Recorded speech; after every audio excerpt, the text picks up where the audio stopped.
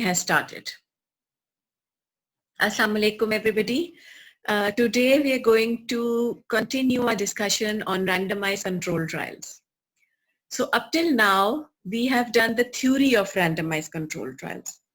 Academically, what constitutes an RCT and what makes it special.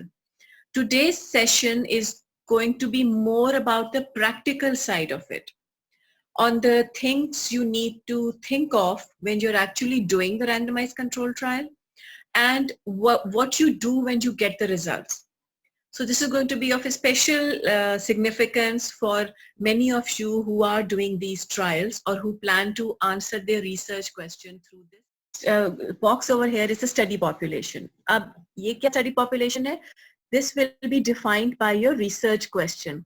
So if you have decided to take COPD patients and you want to see if giving a certain vitamin or a certain probiotic improves their clinical outcome, so phir your study population will be COPD patients who are of a certain stage which is relevant to your research question. And since you want to answer the research question with regards to all the COPD patients of your population, that is your target population, your study population. Now, you will apply inclusion and exclusion criteria in order to arrive at a sample. So like, again, like we were discussing, we don't want stage 1 patients, as example, COPD patients, because they already have minor signs and symptoms and we will not be able to assess improvement. So we exclude that. Isi tarah, you might want to exclude the very serious patients who have respiratory failure, again, it is unlikely for them to have any kind of clinical improvement and that will bias your results. So whatever, and then you might decide to exclude patients who are, have concomitant asthma or other diseases which act as confounders. So you apply inclusion and exclusion criteria and then decide to take a study sample. The size of that study sample will be calculated according to the formula. If you are comparing proportions, then you will apply formula for comparison of proportions. For example, you might want to compare percentage of or the number of patients in the treatment group who experienced improvement of symptoms and the number of patients in placebo group who experienced improvement of symptoms. So this way you get two proportions, and if that is your target, you will use sample size formula for comparison of proportions. If you want to compare some levels, for example, you have decided to choose a biomarker as a surfactant protein or a seroreactive protein, and that you have chosen as a comparison between two groups, mean levels of that biomarker. Then you will choose the formula for comparison of means. Now you arrive after these processes at your sample. This sample will undergo randomization, this circle. Randomization is the key. I cannot emphasize it enough. Randomization is what makes RCT an RCT, because what you achieve by randomization is accounting for confounders known and unknown. I will expand on it when in a minute. And then by randomization, which either by lottery method or you'd enter serial numbers of all your patients in a computer program which automatically generates random groups, like it automatically will put patient IDs in either treatment or placebo group. One of those groups will be treatment group or intervention group, because the treatment can be medicine, it can be a lifestyle adjustment, whatever things you are actually introducing yourself and not just observing, because if you're observing, then that will be cohort, but this is something you're introducing yourself, and the other is the control group. If you're giving them placebo, it will be placebo control group. If you're just have a group of patients who are simply not receiving the treatment under investigation, we will call it a simple control group. Obviously better is placebo group. Intervention group undergoes intervention, and then Okay. So I mentioned why randomization. The only reason RCTs are better than case control, cohort, cross-sectional comparatives is because of randomization. Because we remove all bias. The way we remove bias in observational studies is by inclusion-exclusion criteria, right? We try to make both groups as balanced as we can. We make gender same, proportions of gender same. We try to make the age same. We try to make the smoking status same. Whatever confounders that we know can affect the risk and outcome, we try to match our two groups together. But there might be many unknown confounders, means confounders which are unknown to us as investigators, because we don't know everything about each participant, number one, and we don't know everything about the disease yet. Research is ongoing. So it is conceivable that there will be many unknown confounders that we do not know about.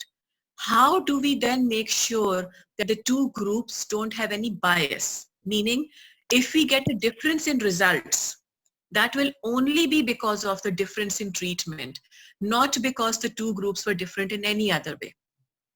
For example, if we were doing a randomized controlled trial and one group about some drug and its effect on preventing heart attacks, right?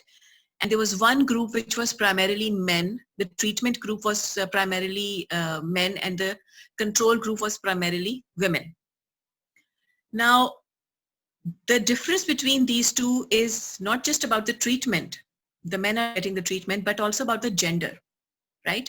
So if we end up getting no difference between the two groups, for example, there was no difference in incidence of heart attack between the two groups, we cannot conclude that this was because of difference in medication. We cannot conclude that this drug is ineffective in preventing heart attacks, because it might just be that the women were protected because of their gender, because we know estrogens protect against cardiovascular disease. So there were two things, two variables which were affecting the outcome. Now, in order to overcome that, we balance genders. We make sure treatment group has as many women as men, and placebo control group has as many women as men. But there might be many confounders that we don't know of, right? So in order to remove bias, we just randomly divide, after inclusion exclusion criteria, we randomly divide the patient, the cohort into two groups, so that we haven't consciously put any particular trait in one group which can potentially affect the outcomes. This is what makes randomized controlled trials free of bias as much as we can. This is an attempt to make randomized controlled trials free from bias, and this is what makes it golden standard. Dekhoge. So if you can use the pointer to at point number 1, getting started, right? So A, identify the trial sponsor. I'm going to teach you proper randomized controlled trials, and then I'm going to tell you how the small scale trial which you guys are going to do for your degree, how does that fall in this? Okay? So sponsor typically is usually multinational company who has developed a drug, or a sponsor can be society of a scientific society who is working on a particular idea for treatment and then sponsors a randomized controlled trial. For a student like you who's doing the degree, you are the sponsor of your trial. The person who has come up with the idea, who has developed the randomized control trial and takes the responsibility of the trial, is actually the trial sponsor. In your case, it's you. Then B, decide the question to be answered by the trial, supported by a systemic review. This we have done when we have been doing our synopsis reviews. Okay?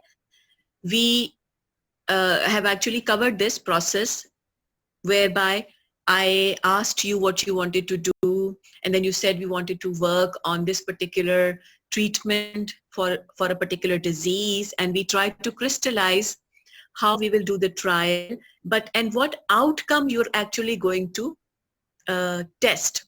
And this way, and by systemic review, systematic review of literature, you all developed your research idea and a synopsis. And then we come to C. So you develop according to the given format, you develop a trial proposal, which is your synopsis, and assess its feasibility. By assessing the feasibility, we are going to now see what kind of patients we can get, what are the centers we can get the patients from, and many of the trials at this stage are rejected by the student themselves, and they can start from scratch. For example, if somebody was very enthusiastic and they say, okay, we want to do a trial on corona, but after getting to this stage, C, they might realize that they do not have access to those patients, or they don't have the biosafety level 3 labs to handle the serum. So these are the kind of things where you are assessing feasibility. Or somebody is trying to do a trial on rickets and realizes that they will not be able to get extensive samples from infants or children. So whatever obstacle you come about, if you decide at point C, you will actually be thinking about feasibility. The only point at which you can think about feasibility is when you have made the entire proposal. एक दफा जब आपने सारा proposal बना लिया है, तब आप उसके फिर एक-एक step के बारे में सोच सकते हैं कि ये feasible है कि नहीं है. ठीक है ना? उससे पहले जब आपने सारे स्टेप्स डिफाइन ही नहीं किए, तो आप कैसे सोच सकते हो कि उसकी फिजिबिलिटी है कि नहीं है? इसलिए ये ट्रायल प्रपोजल कंप्लीट बनाने के बाद ही आप इसकी फिजिबिलिटी असेस करते हो, नॉट बिफोर. यानी आप फिजिबिलिटी के बेसिस पे ट्रायल नहीं बनाते, एक आप ट्रायल बनाते हो, इसकी फिजिबिलिटी असेस करते हो, जहां पे ऑब्स्टिकल आता है वहां पे फिर आप उसको मॉडिफाई करने की कोशिश करते हो. D, obtain financial support. ये भी, of course, in case of students, they are self-supporting. Those who are might have applied for grants, they will use support from that.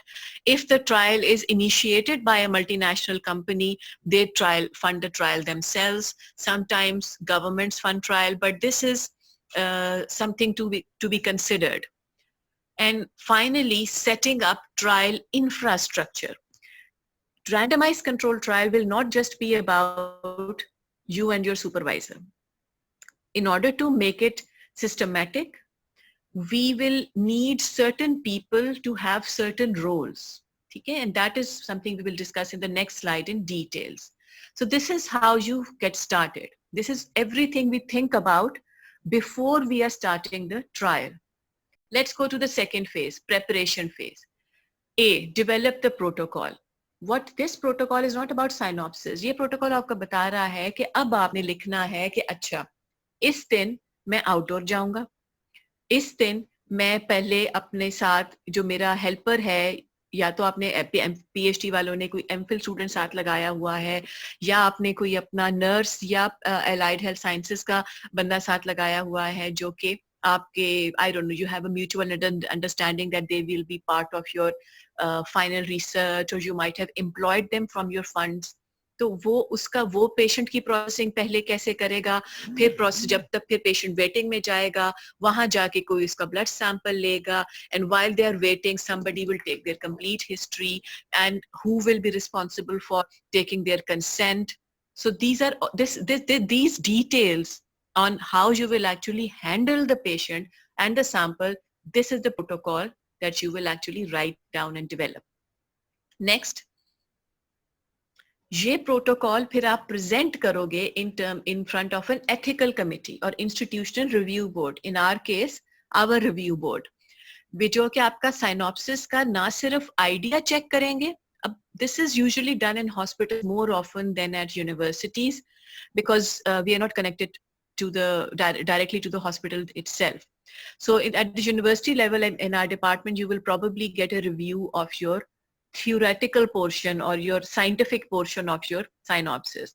जब आप कहीं पे सैम्पलिंग करने जाओगे या जहां पे आप एक्चुअली ट्रायल रन कर रहे होगे, वहां का जो एथिकल रिव्यू बोर्ड है वो आपके प्रोटोकॉल को भी थोड़ा स्टडी करेगा कि ये in terms of patient safety and in terms of use of resources, is it fair and doable or not? C, you will generate consent forms. पहले से ये I have sent you samples of consent form. They protect you legally. You will register the clinical trial. Ideally, clinical trial start होने से पहले register करवा सकते हैं clinicaltrial.gov, research registry. Even after completion of trial and before publication, उसको register कर सकती है. I have shared with these websites with you. And finally, develop case record forms. This is talking about patient performance. Remember I mentioned 2 extra things you have to add to your synopsis. Consent form, which was C, 2C, and 2E are the case record forms. Meaning जो भी आपने data collect करना है, वो आपने हर patient के नाम पे एक परफॉर्मा होगा, जिसमें उस patient का नाम, demographic data, what data you are collecting at the first follow-up, second follow-up, third follow-up. So every